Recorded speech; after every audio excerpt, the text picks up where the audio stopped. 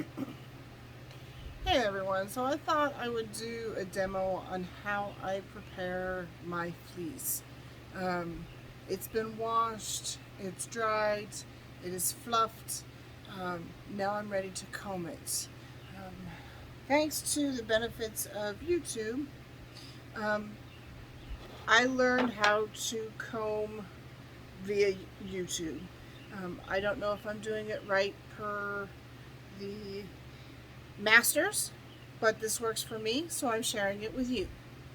So you take your wad of fleece, and this technique is called lashing on. So there's a couple of different ways you can do it. You can take it from the tip and pull it off and gently place it onto your comb, or you can take it like this in your lovely little wand and you literally lash it on.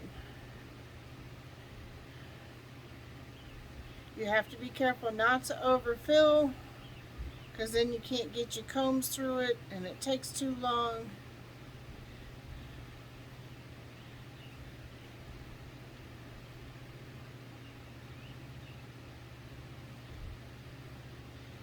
This way helps separate out the locks and any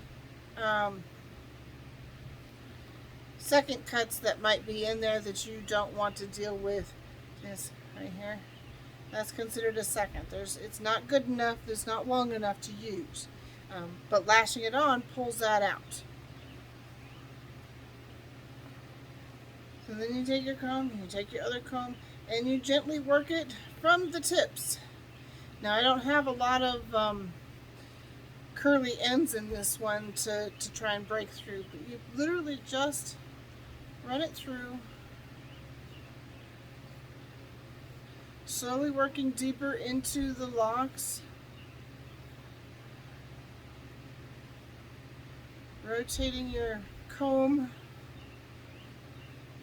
trying to always keep this end up, the sharp end up in your holding hand, and your working hand is going to be working away from you.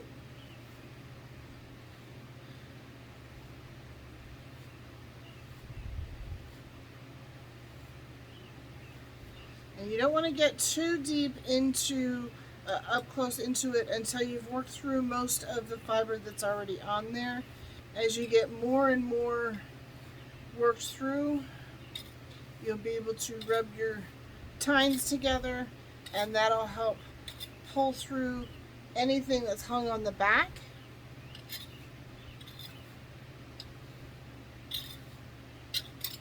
Now I only do a feed through on the very first run, because sometimes with the lashing on you end up with a lot in the back that's no good, or that is good, but because of the way it lashes on, it can get tangled up back there.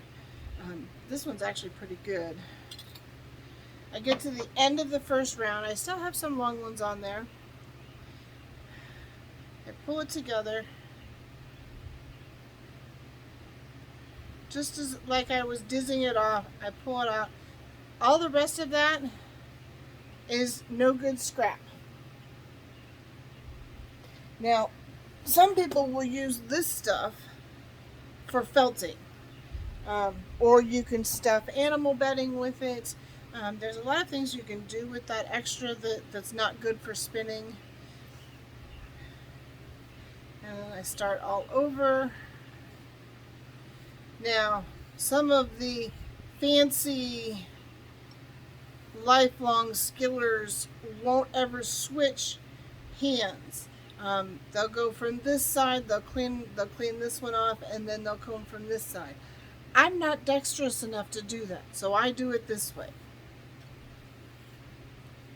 Do this 3 times at least. Sometimes if it's really dirty, you need a 4th or 5th slide through to break some of the vegetable matter out of it. But this cleaned up really, really well, and when I separated it out and shook it out after the washes, most of the veggie matter came out of it. So, there we go.